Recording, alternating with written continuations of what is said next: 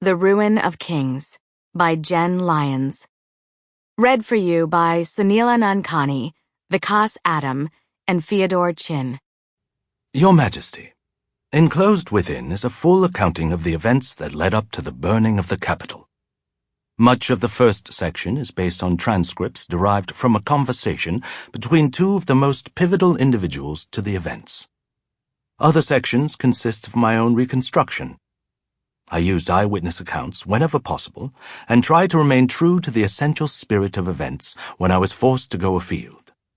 I've annotated the text with observations and analysis I hope you may find helpful. I pray your forbearance for when I lecture you on subjects on which you are the greater expert, but ultimately, I decided it safest to assume on your ignorance rather than the reverse.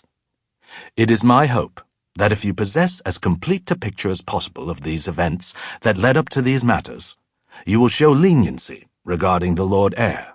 The council members who are recommending charges of treason and a death sentence surely do not have the whole story. Your servant, Thurvishar Dolores. Part 1. A dialogue between a jailer and her prisoner. Tell me a story.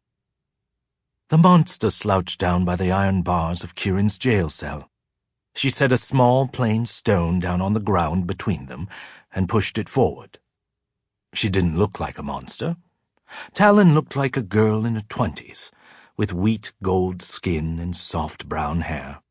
Most men would give their eye teeth to spend an evening with someone so beautiful. Most men didn't know of her talent for shaping her body into forms crafted from pure terror. She mocked her victims with the forms of murdered loved ones, before they too became her next meal. That she was Kihrin's jailer was like leaving a shark to guard a fish tank. You must be joking. Kihrin raised his head and stared at her. Talon picked at the mortar of the wall behind her with a wicked black nail. I'm bored. Knit something. The young man stood up and walked over to the line of iron bars. Or why don't you make yourself useful and help me escape? Talon leaned forward. Ah, my love, you know I can't do that. But come now, it's been so long since we've talked. We have all this catching up to do and ages before they're ready for us. Tell me everything that's happened to you. We'll use it to pass the time, until your brother comes back to murder you. No. He searched for somewhere to rest his gaze, but the walls were blank, with no windows, no distractions. The room's only illumination shone from a mage-light lamp hanging outside the cell. Kihrin couldn't use it to start a fire. He would have loved to set the straw bedding ablaze, if they'd given him any. Aren't you bored, too? Talon asked. Kihrin paused in his search for a hidden escape tunnel. When they return, they're going to sacrifice me to a demon, so no, I'm not bored. His gaze wandered once more around the room. He could use magic to escape.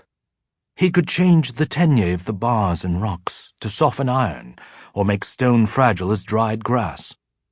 He could do that if Talon wasn't watching his every movement.